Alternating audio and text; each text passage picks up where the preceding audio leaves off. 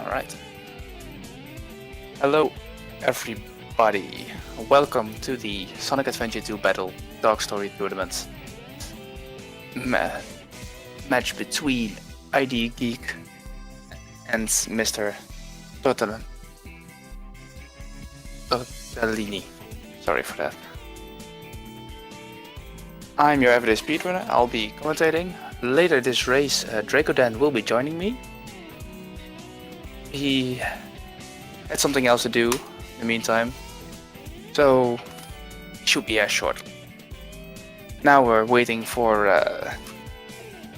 the race to start. Alright, looks like we can start any moment now.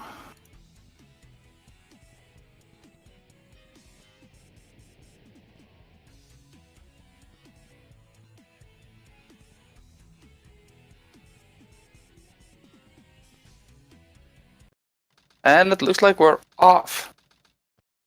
So, first level, Iron Gate. It's pretty straightforward stage. It's the first time we play as Eggman in the mech suit. And how that works is you run around and shoot pretty much. It's pretty much all you do. But keeping your speed can be very tricky because making sharp turns isn't the easiest thing while keeping your speed. So mostly you will see our runners jump if they have to make sharp turns, because then they'll keep some of their speed and they'll turn faster as well. In this stage there isn't too much crazy things going on. No crazy tech just yet. There is a ring route that they can use to get a speed upgrade. It looks like MrTortellini is going for that. It's optimally, it's I think 1 second faster than doing it without. And it looks like Geek is also going for the ring route. The ring route, how it works is if you hit a checkpoint, you can get bonuses for having a certain amount of rings. If you have between 80 and 89 rings, you get a speed boost. There are a few stages we use that, and this is one of them.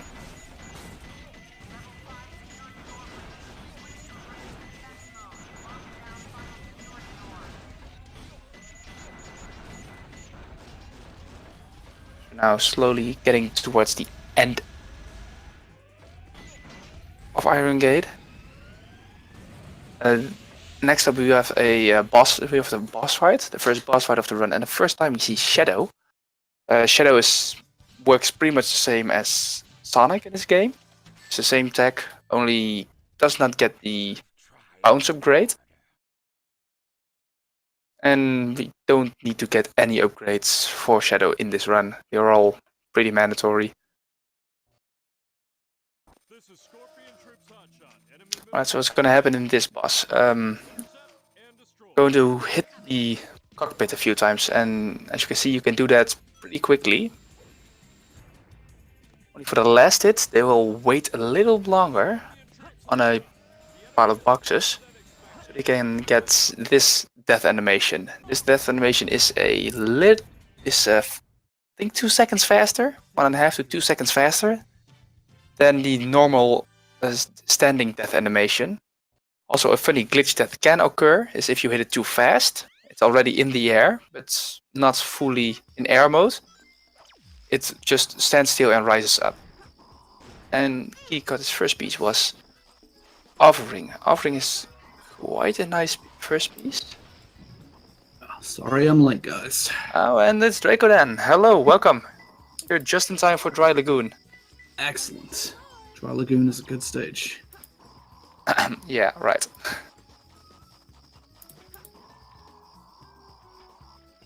Let me just find the stream. Being very professional right here, sorry about this. Oh, no worries. How did the other race go? It was very entertaining. Ethmar clutched out a 36 victory. to take home the first place prize. Tommy I pulling read up that. second place. Very impressive.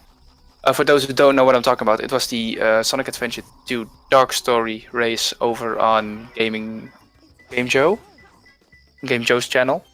A speedrun tournament going on with a couple of different games, and Sonic Adventure 2 was one of them. Mm-hmm. And Geek finished up with a time of 55 seconds. It's not that great, I would say, but it's sure something. Tortellini finished up with a time of 46. He can make it work. It's Geek. He can make anything work. But Geek does look like he's still ahead. There's a little bit trouble with Tortellini's stream. That's to be cropped right. But they are pretty neck and neck. Let's see what strat IDGeek will go for. Looks like he's going for Sandwalk. Yeah, this is risky on his part for sure. Sandwalking is easily one of the most difficult strats in Dark Story, if not the most difficult. It looks like Tortellini's going for it as well. So these guys currently are pretty much racing to see who can get Sandwalking first by the looks of it. No, Geek's just given it the one attempt and now he's bailing out. But no, Tort doesn't have it. He did get the mid-air, but he unfortunately didn't time it correctly so that he avoided the death at the same time. Yeah, maybe you should explain a little bit of how this goes for people that don't understand it. If you fall into the quicksand, normally it's an instant death. If you are in the air and hit a balloon, you get just a little bit of extra air time. And we can use that extra air time to, as you now see on Tortellini's stream, he's getting a little bit of air and allows him to walk in the air. So he's somewhere in a state between life and death right now. It's the best way I could put it. Oh, Geek is taking accidental deaths at his point in Sand Ocean as well. Thankfully, he is in a section of the stage where there was a checkpoint right there. Yeah, but he's on his last life right now. Yeah, that's right. He's going to have to be very careful here, because he can still stand to be on pretty even ground with Tortellini coming out the stage, relatively speaking. But he definitely needs to make no more mistakes. As you mentioned, doesn't really matter about if you have a checkpoint if you don't have any lives to respawn with. Yes, and Tortellini, it just perfectly shows off what it does to get the Sandwalk, how it looks like.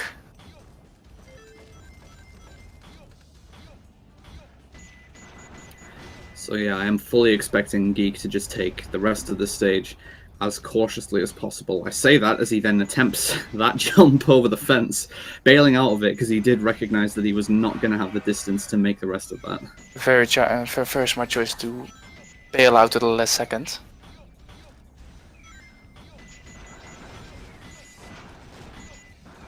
As we speak, I'm trying to find our runners if they got any PBs. This is run this stage. Let's see. Yes. Geek just about unable to catch that cycle at the end of Sand Ocean, so he is unfortunately going to have to wait for this next cycle to come around. This is the problem with this stage, if you're not on the fastest cycles. Yeah. One way to describe it, I call it Salt Ocean. Yeah. That's a pretty appropriate name, and I think a lot of people in the community have used that name at some point or another. So, advantage to Tortellini, actually, coming out of Sand Ocean. We are only 3 stages into the run, but Tortellini does have a sizable lead. Depending how Radical Highway goes, he could hold on to the lead, or we could see a reversal. Radical Highway is a very technical stage, and it's very easy to make mistakes, so we're just going to have to wait and see. Yes, so I found the official PBs of our runners.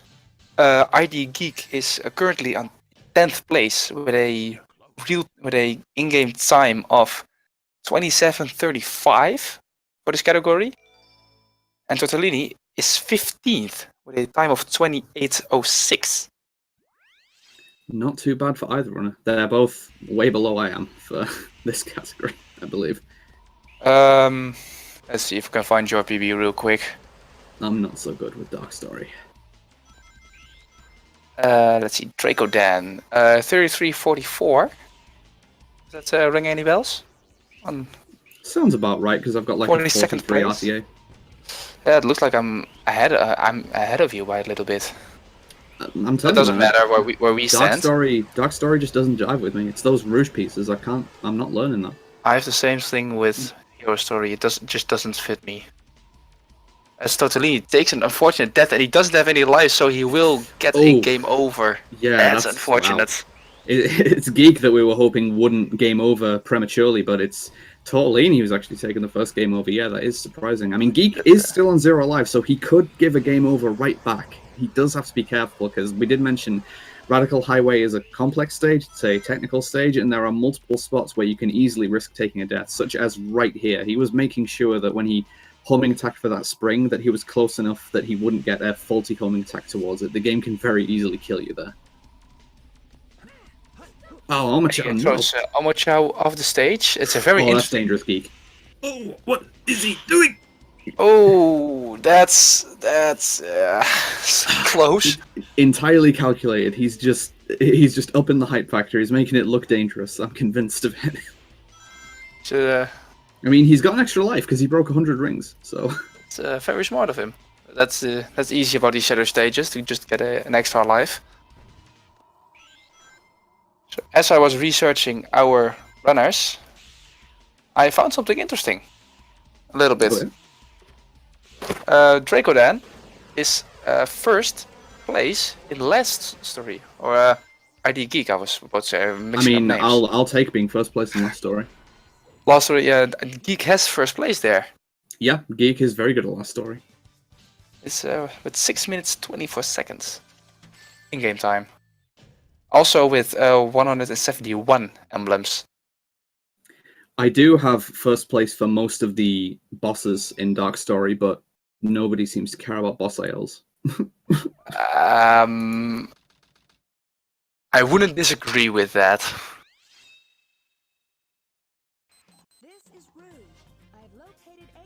But boss fights can save you quite a lot of time if you're very good at them in this run. And we'll see how our runners will deal with that later. So Geek is entering Headquarters, Rouge's second stage. This is basically a parallel to Hero Story's Death Chamber, albeit the layout is a little simpler and much easier to deal with. Just like Death Chamber, if you've ever seen how it works in runs, there is a possibility of seeing death strats in this stage.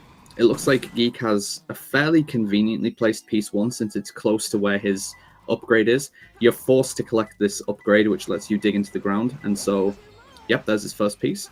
It's possible that he's going to try to take a death. Blue-eyed Eggman, he could have taken a death there. He was probably not sure if it was a green path or green room piece. But I believe this is, yeah, it's just the door at the very start of the stage. So if he died after collecting that first piece, assuming that he still had that same piece after he respawned, because the game does re-roll a piece whenever you die, but it can give you the same piece that you had. It essentially would have just teleported him back to where his next piece was. It says his third piece is Chip Patel. And Tortellini got something with Eggman marks. It can be in the upgrade, I believe. So Tortellini looks like he's in a similar sort of situation that Geek was. Like he's actually got his first piece inside this room by the looks of it, which is very convenient. For story mode runs, this is very convenient, yes. This piece can be a little bit annoying, to be fair. There you go. So let's see where his second piece is. Is he also going to have to backtrack to the red room? Struggling to get his hint a little, it looks like. Yep, first place you landed. Once again, straight back to precisely the first place that you landed, as the hint says. Looking like two very similar runs.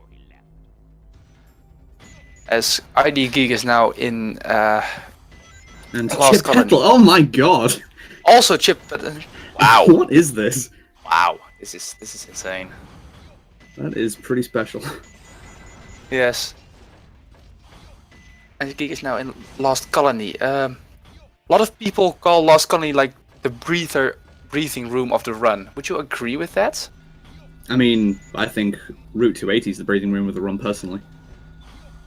Yeah, I should say that as well. I think Lost Colony is just a bit sooner because you've just been through Sand Ocean, Dry Lagoon. Yeah, in that context, it's certainly a big step down in difficulty from the stages that immediately precede it. Yeah, Lost Colony is a very casually paced stage compared to the others. Like, you still have to focus on moving well, obviously, and you can take deaths, but it's not a particularly risky stage. No. in the same way that we just discovered like a new Eternal Engine skip lately, we're gonna like discover a new Lost Colony skip. I'm calling it. It's gonna happen. I do hope so, because I'm kind of getting tired of running the stage like this. There's no different way you can do it. We haven't found a big skip yet. Get searching then, dude. If you want the skips, you're gonna have to go and look for them. Yeah, I know, but I'm not really that much of a glitch hunter. I'll let the true glitch hunters do that, while I just I'm rooting from the sidelines. And then I'm rooting for the guy that gets world record. Will be getting world record with the skip, if it's big enough to claim world record with it.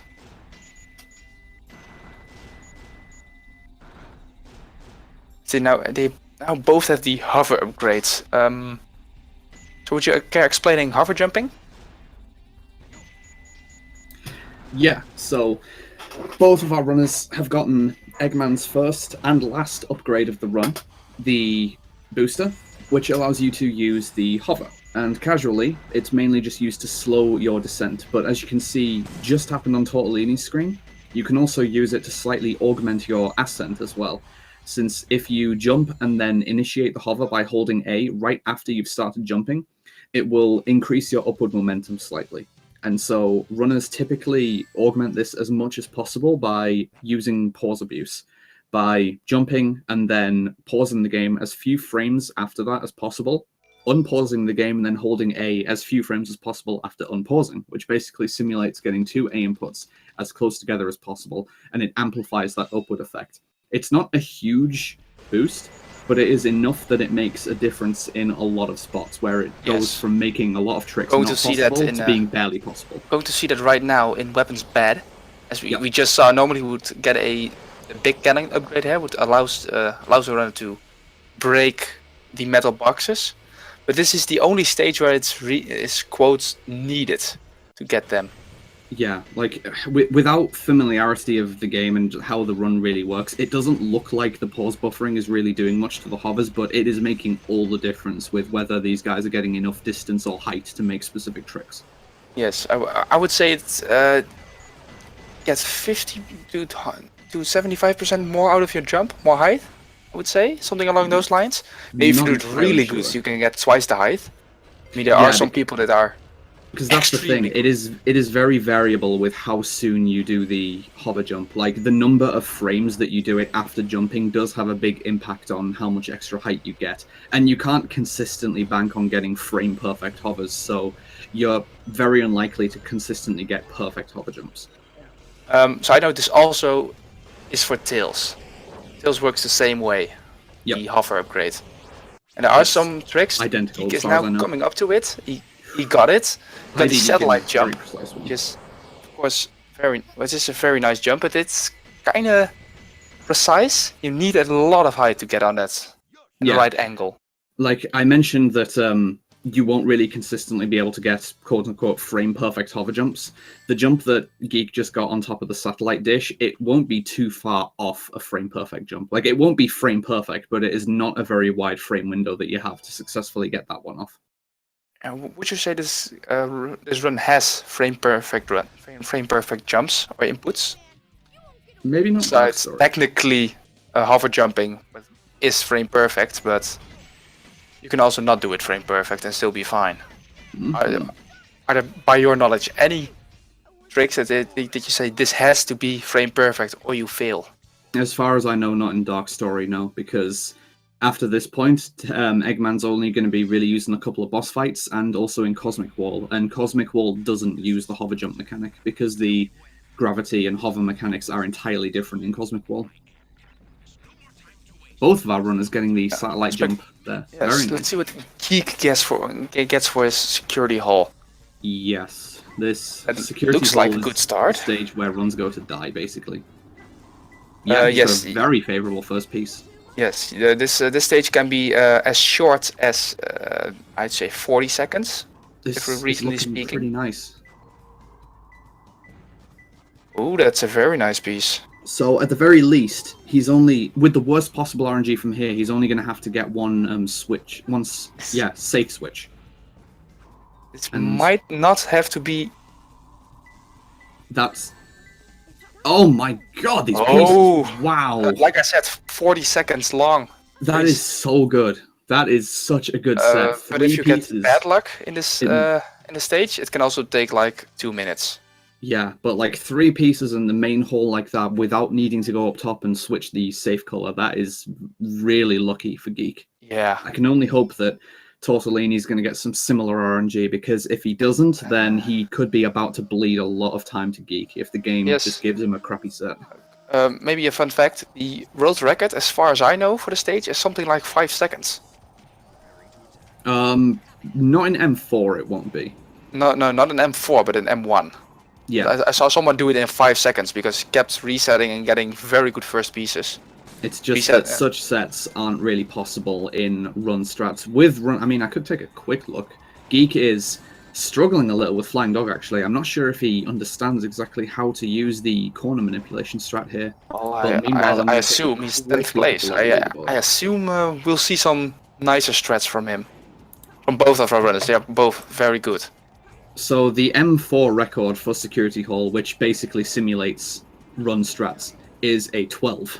So I don't know if you can actually get that in a run, but that is the fastest that Security Hall has ever been finished in a single segment without resetting. Yeah, technically with the M1, I saw there was got the best possible piece, die, get it again, die, get it again, over. Mm-hmm. Of course, that was segmented. You can only do that in reverse order, though, so it's not practical for use in runs. No, and of course, the video was cut a little bit because that's what ILs allow. Mm-hmm. Geek now in White Jungle. Funny thing about White Jungle, in the top right you see a timer. Did you ever die to that timer running out playing this game casually? Yeah, it's not likely to happen, I wouldn't say. The timer is also present in Security Hall. I would wager that the timer in Security Hall is more of a danger, especially if you're playing casually and don't really know what you're doing, but I would never expect anyone to run out of time in White Jungle or in Green Forest. Oh, when I was playing this game casually for the very first time, and then, I mean when I was like 7 years old, back on the GameCube, I did have a lot of trouble with Security Hall because I didn't understand the treasure hunting stages. So I would just brute force them, just fly around until I get a radar reading. Yeah, you can understand. When I was a kid. You can understand how that conflicts with the with Security Hall. So Tortellini actually looks like he's having a much better time with Flying Dog than Geek was. He's successfully keeping the boss locked in the corner by forcing him to look in a specific direction, which manipulates the trajectories that he's going to get while flying out of bounds. And he's coming out with a 36. That's not too bad at all. Definitely saving some time over Geek. Though Geek's had a fairly nice White Jungle of his own, coming out with a 141. White Jungle is an incredibly technical stage, and it is very easy to die in, so... Yeah, but I would also say it's not very difficult to get good at it. It's not a difficult stage. It's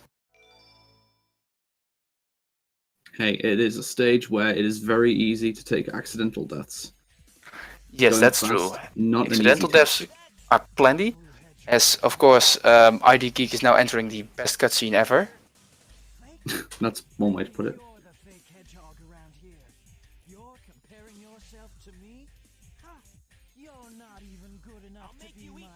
Alright, I just wanted to be quiet just so we could appreciate that for a little moment. So Geek's going to be exploiting a glitch. I was about to call it a mechanic, but I don't think it really is, called storage, where that looked like he was just running into Sonic and damaging him. That technically is what was happening, but it's because he was holding the B button, and because all of the actions in this game are on the B button, the game needs some way to differentiate what actually happens when you use the B button. So while you're holding the B button to initiate charging a spin dash, the game basically treats you as though you're somersaulting, which means that you have a shorter hitbox, and you can also damage enemies by being in contact with them. So that's what was happening there. Yeah. Also, it gives the added bonus of walking underneath things that you would normally have to somersault under. That's the effect of the shorter hitbox, yeah. So we've already seen that in stages like Radical Highway, where they just were running under the cylinder barriers. Yes. And Geek now in Route 280. You said this is the biggest breather of the run. Yeah, like, you have to take a little bit of caution just to not fall off the stage, since Yeah, and not it hit is any possible. walls. But this is a very long stage and there isn't too much going on in it, so for the most part, the runner can just collect themselves. It almost feels like playing an auto-scroller, I would say. Yeah, something akin to that. I think the most hardcore runners of this category would be able to almost play this blindfolded. It's also going to give us an opportunity, once Tortellini is out of Sonic 1, to see the actual difference between our two racers, since we're going to be able to look at the in-game timer in the top left and just simply look at the difference between the two runners. Yes, I think it's around a minute and a half to 2 minutes. It's probably going to be about 1:45 is my estimate. Yeah, as Geek, for those who don't know, Geek is now using a technique called snaking. And what snaking does is it removes your deceleration cap. Normally, if you're just driving the intended way, there's a cap on how fast you can go. You can use a boost to go a little bit faster than that for a short amount of time. But after that, you will slow down again. But when you're snaking, which is technically constantly drifting, it removes that cap, so you can keep that speed. That's a boost speed or that downwards hill speed. And the difference is about 2 minutes, I saw quickly. Yeah, I was maybe being a little generous with 1:45. I kind of underestimated just how many cutscenes are in that one section between Sonic 1 and Route 280. There's a lot of cutscenes there, wow. Yeah, it's something you tend to forget when you've been running this game for a while. Just the amount of cutscenes and loading screens. How long they take. As Geek is now on his last stretch of Route 280.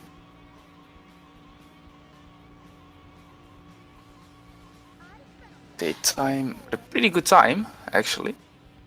Yep, so whilst... Oh god, Tortellini almost dying there. That was so close. That's very close. I am sure he is very grateful to be alive right now. I've died more than once on that stage while not paying attention. So whilst Route 280 is one of the longest stages in the run, it's going to lead directly now to the shortest stage in the run, with Geek entering Skyrail. This is a shadow stage, and I'm expecting this stage to be over in under 50 seconds from Geek's side, if it goes clean. He could, of course, take that, but assuming this is a clean stage, this is going to be over within 50 seconds. I think so. I think so as well.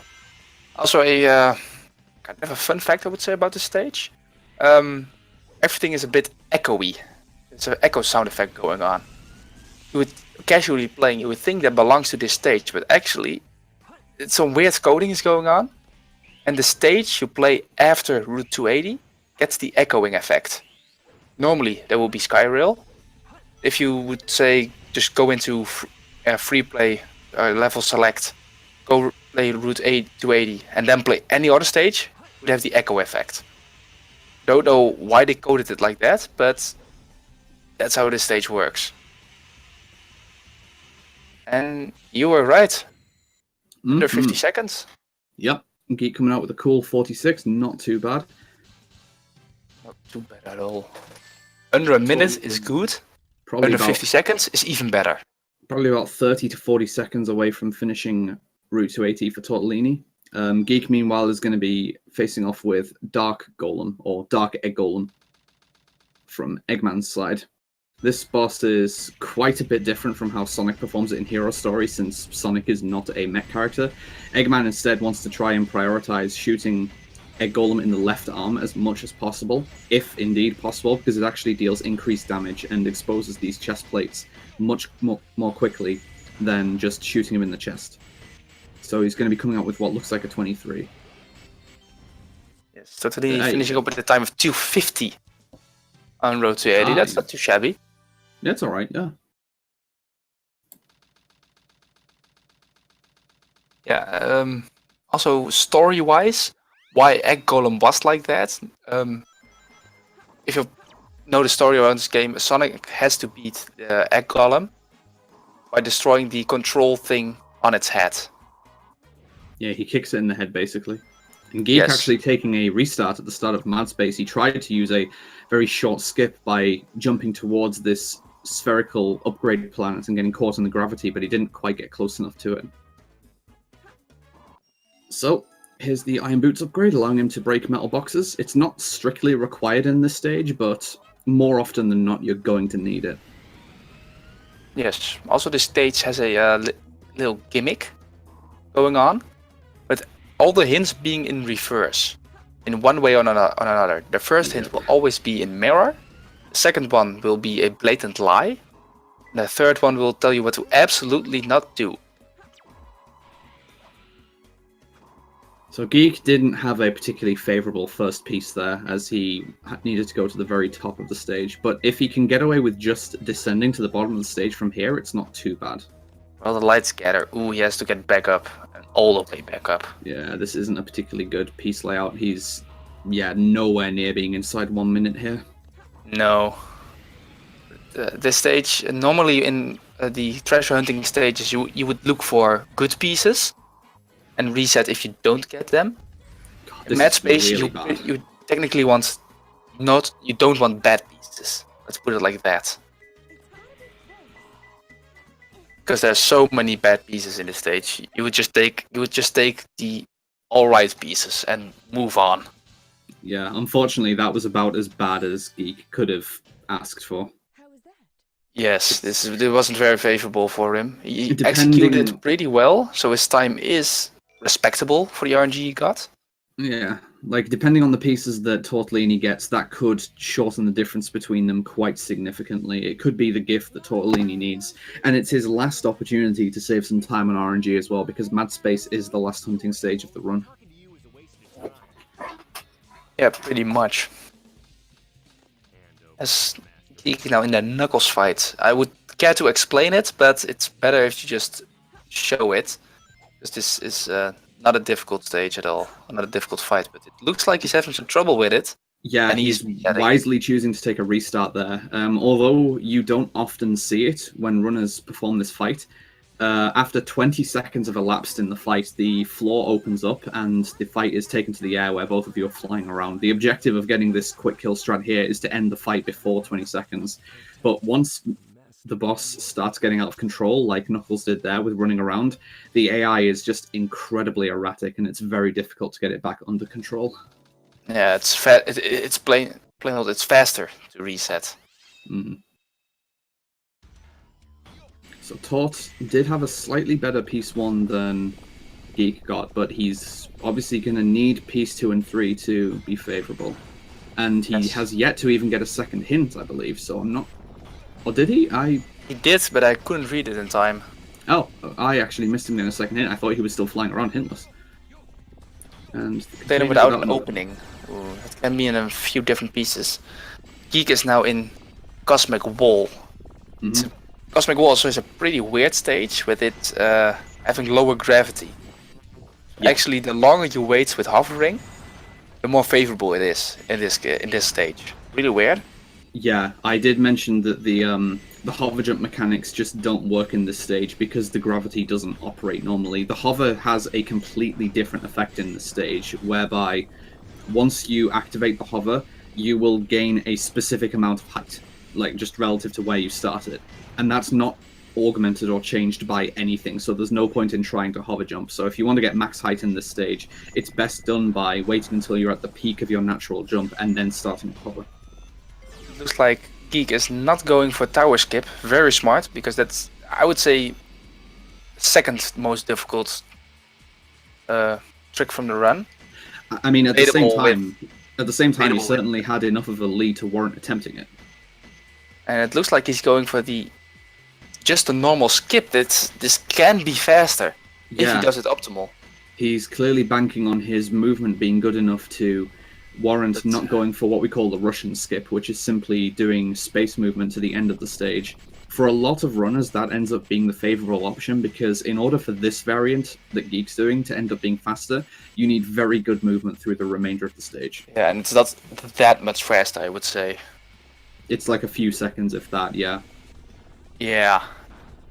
I personally I love Russian skip. Only the downside is it's 2.5 minutes of flying through space and not doing anything. So Tortellini could actually make up here if he would go for either tower skip or Russian skip, and Geek would fail some movement. I mean, Geek's looking pretty solid right now, though. I don't see him. Yeah, he's getting a lot of the difficult movement quirks here. So I think he's making the most out of doing the regular skip right now. Yes, he surely has practiced this. Definitely. We'll see with what time he'll end. And we'll also see what Tortellini will do, as he is coming up on the decision as well. I mean, Geek isn't one of the best runners of this game for nothing. He's, yeah, like I said, he's 10th place in Dark Story, and Geek now taking this roller coaster. There are 2 roller coasters in this stage. The first one we skipped by doing the skip, and this one is actually faster than the first one, I would say. Tortellini's not going for it either, so the most that Tortellini can really aim for here is to break even. And he accidentally hit the auto-scroller. That, honestly... Got the roller coaster of shame. That's probably decided it. That's, yeah, I don't like to say it, but it's over. Quite possibly, yeah. Geek would need to make some incredibly big mistakes in Final Chase to give the lead back now, and I don't see that coming from a player of Geek's caliber. This is unfortunate. I had this happen to me in my race as well, but I just reset it. I was like, I'm not gonna deal with this. Just move on. Try again. He gets a 356. That's very nice. Like, the monorail movement itself is rather fast, at least, but that doesn't really do much to compensate for the fact that this route is just a lot slower. Yeah. With the skip, you saw Geek just skip the entire part and fly into a later part of the stage. He's also having some trouble with the enemies. He's 1 hit away from death. That's very unfortunate. Geek now in Tails 2. Tails 2, it's a very, I would say, dangerous boss fight. Because if you don't pay attention, if you get bad luck or don't manipulate the AI right, you can take a death, because this death beam of Tails can take you out in, I'd say, 3 hits if you're full health. But Geek gets it, no problem, 19 seconds, casually.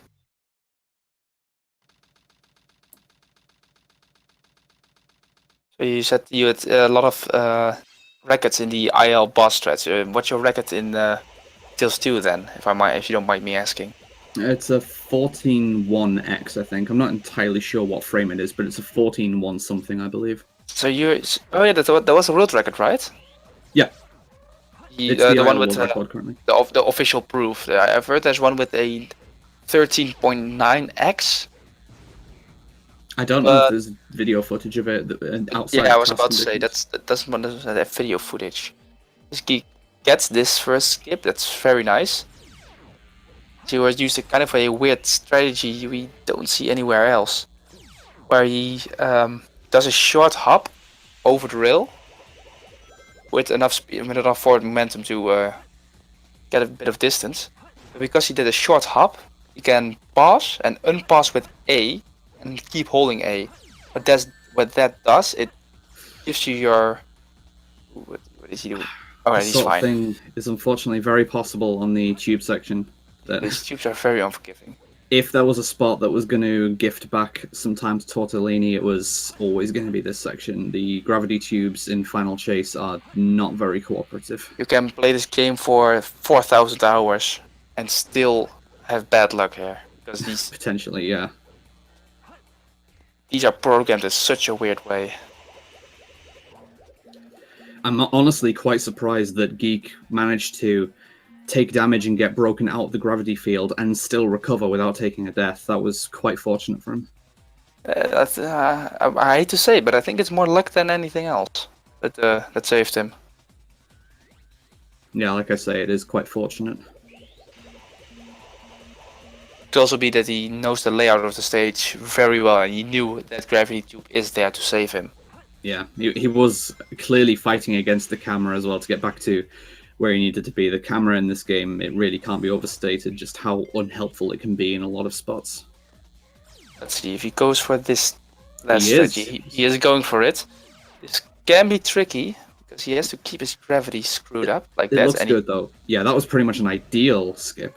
Went straight for the bottom where he needed to be, and he didn't have any extra 217. rotations. This is perfect almost. If he didn't get that small screw up earlier, this would And have at the been same time, on the other side of the screen, we got Tortellini with a 517. So 217 and a 517. 517. That's very unfortunate. He didn't get a lucky second part of Cosmic Wall.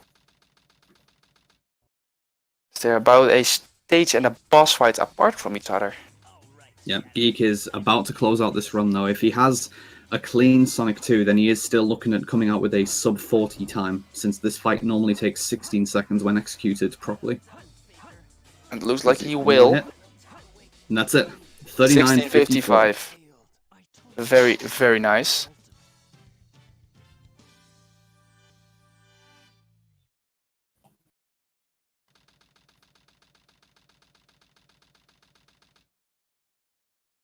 Congratulations to Geek. Definitely, that was very well played to close that out in that way. Let's see what Tortellini will get. He's still able to kind of redeem himself morally by getting a good final chase. Final chase, yeah, it's the last stage. It can make you go insane, I would say. Because in its core, it's not a very difficult stage. But oh boy, all these weird strategies and weird tech, and Tortellini barely gets it. Barely gets the skip.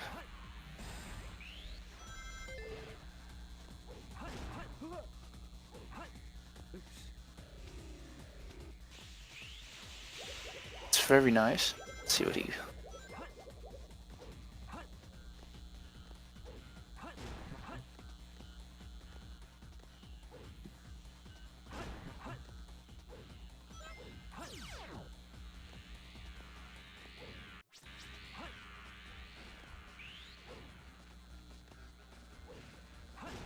While we wait here, I want to give a quick shout out to our runners, IDGeek and Tortellini.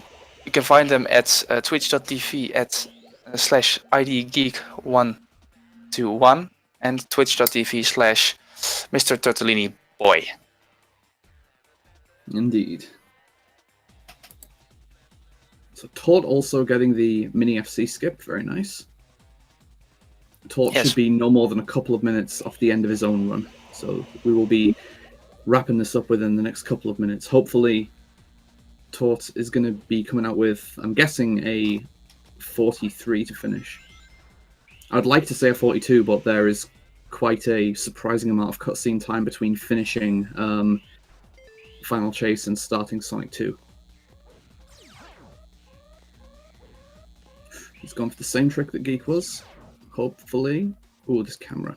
That looks a bit uncanny. He's safe though. Nice. Also finish up at a time of 2:15. He's actually faster than Geek.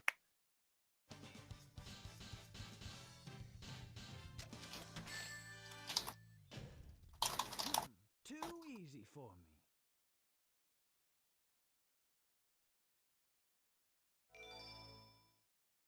Alright, let's see how Tortellini will finish up Sonic 2.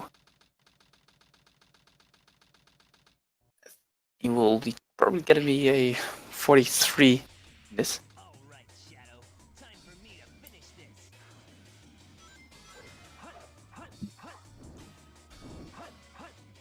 So, care to explain real fast how they do this boss fight? Sonic's always going to use a homing attack, and there's a short gap of time between his homing attack cutting out and him landing on the floor where he's vulnerable. So we use our own homing attacks with a specific rhythm to set up the position, and then land hits while he's vulnerable. And Tortoise exploited that to finish out with a 43-21. 4-3-2-1. Amazing time. Very, very good. From both our runners, very respectable times. Mm-hmm. let's see if we maybe can get them in there for an interview. Oh yeah, of course.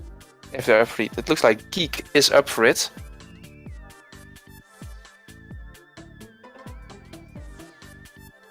Try to grab a hold of Tortellini. Oh, he's already in here.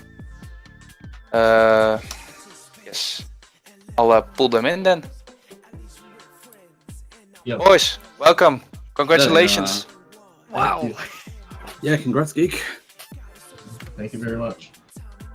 So, I saw Tort type an oof in SRL. What happened? The run. The run happened. I see. I got sand walking. Oh wow. So that's cool. Okay. There may have been at least one game over. Yeah, I Oh. game overed in a Radical Highway, Oh dang. That's which rough. lost like a minute, and then I got Cosmic Wall Express, and yeah.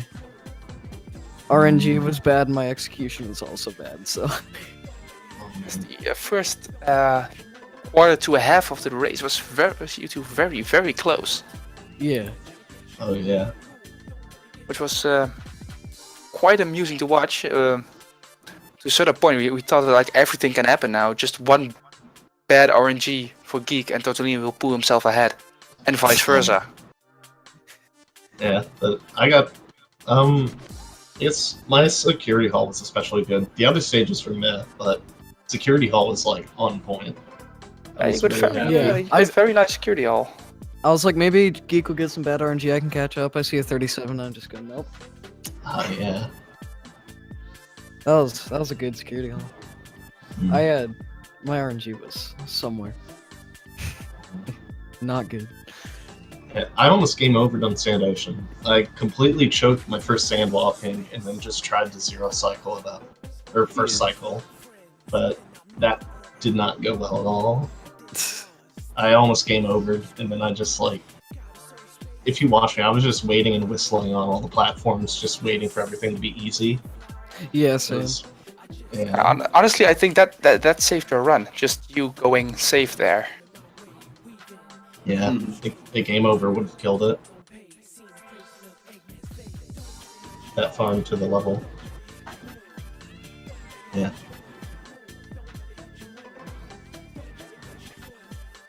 So, anything you guys would like to add about the runs?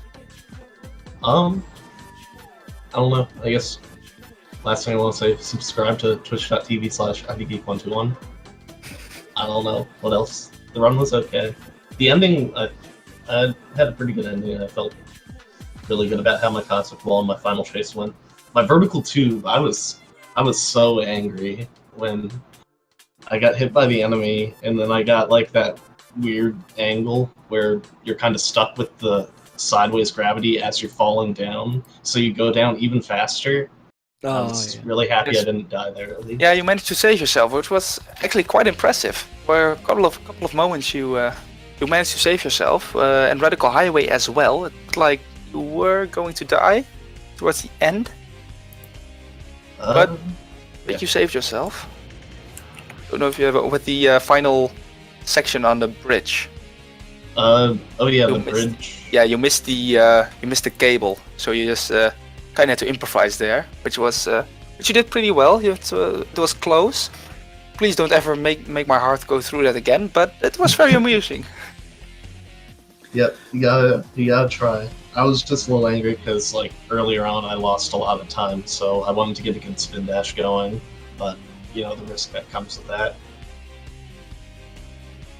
Yes. So, if I'm not reading the bracket incorrectly, then Tort is not like totally out of the running. I believe he's going to go to losers bracket to face off against Menstillo. So, how are you feeling Yep. about that, Tort? Gotta prepare for it. You think I you've got a mean- good chance? I have a chance. Anything can happen, obviously, but I think I've got a good shot at winning that. It's just getting as far as I can. Yeah, for sure. And Geek, I was reading the brackets as well. You will be going up against the winner between Seraphim and myself. Oh, So All right. how confident are you against beating Seraphim in the next round? Yeah, I don't was gonna know. say. Seraphim, I mean, he has a really good time, but he's also like really rusty and like, I don't know. I'm really confused about like how he is with like race experience, just because like sometimes he does really well, but like we've seen examples of like weird chokes and stuff. I think I could do it if I'm playing like my A game. I think it could happen. I But do think so as well. Seraphim is most likely to win that for sure, though. Yeah, for those people who care about that, that race is on Monday. I object to however these brackets have been decided because honestly, Geek versus Seraphim is something I wouldn't have been surprised to see like in the finals or semi-finals, and we're doing it already. Like, wow. Yeah, the brackets, some last-minute changes have been made, so that the races were a bit mixed up. People like Yeah. Psymar adding in last moments and those kind of things. But it looks like the tournament will be interesting because we still have in the winners round we still have Ethmar, Dage, and Tommy, and probably also Seraphim. If I have to be realistic about my own skills. But again, there's also a losers bracket, and there's some hope. There's some I hope. really like for the losers bracket. It really adds a lot to it. Even though it makes the tournament longer, it'll also like, you know, Gives the, because gives how a shot. swingy Dark Stories, especially with the RNG. Definitely. Yes, with that, I don't have much more to say, actually. I'm going to pull up the schedule real quick to see what when the next races are. I think there's one tomorrow. I'm There's pretty two sure tomorrow. there's one tomorrow, but I don't know when. I believe it's noon and 2 p.m. because I think I signed up for both of them. Let me see. Public schedule. Yes, tomorrow at noon, Trader versus Psymar. With a commentary from Dracodan and Moster. Yes, that's also pretty interesting. And tomorrow also we have our Ace versus Smelters. Ooh. These are two losers bracket races. If I'm not mistaken. No, our Ace versus Smelters is winners bracket, and the winner of that will be facing off Dage in round 3. And That's rough. the let me see. Trader versus Psymar. Yes, that's the winner of that will be going up against the winner of Epic Skater Frog and an undecided, an undecided one. Either Co-Empathy or Piner. So yes, everything can How still are you happen. losing the kart race with Shadow. I'm having fun. Speedrunning is not supposed to be fun. But with that, I'm gonna give a shout out to our runners, IDGeek and MrTortellini. Where can we find you guys? Twitch.tv/IDGeek121. Also on Twitter, IDGeek121. Also on YouTube, IDGeek121. And I'm Also Mr. at wherever Tortellini Geeks Boy. addresses. True. Mr. Tortellini Boy with an I on Twitch. Alright. And I want to ask you guys one last question. What? Okay. If you can eradicate one type of vegetable from existence, what would it be? Oh, gosh. Brussels sprouts. I hate Brussels sprouts. I'm going to agree with that, yeah. Good, I'm I'm not alone. I'm not alone in that one. I'm gonna go Brussels sprouts too. It's pretty. Yeah. Alright. And then I want to give a final shout out to Dracodan. Yeah, Thank you boy. for commentating with me. It was a lot of fun. Yeah, thank you very much for having me along, and you guys will be seeing more of me tomorrow anyway. For once, I'm making an appearance in commentary. Yes, I'll be looking forward to that. And where can people find you if they want to hear more of your voice? The thing. The There you go. That's how it works. Twitch.tv/Dracodan. And there's you as well. That's how Hey, you I'm here as well. Yeah, I'm there as well. Yeah. Twitch.tv/YourEverydaySpeedrunner. Mm-hmm. But if you want to find me on Twitter, then you're going to need to put an underscore after that, Dracodan, because there's some other guy already with the name. I hate him. I hate that he won't give it up. He's my enemy. Does he also speedrun Dark Story? No.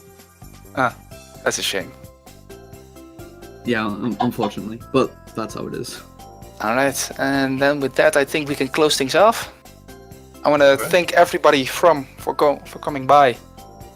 Indeed, tomorrow we are back. We don't know which speed gaming channel just yet. But indeed, we're back tomorrow, Monday, and Tuesday. Tuesday we have AGGF against Sky Grey Steady at 9 PM. Oh yes, that's correct. DT. So with that, thanks everybody for coming by. Thanks to Twitch chat. Thanks to Speed Gaming for having us on. And we'll be back tomorrow then. Alright, catch you all later. Yep. See you. See you later, guys.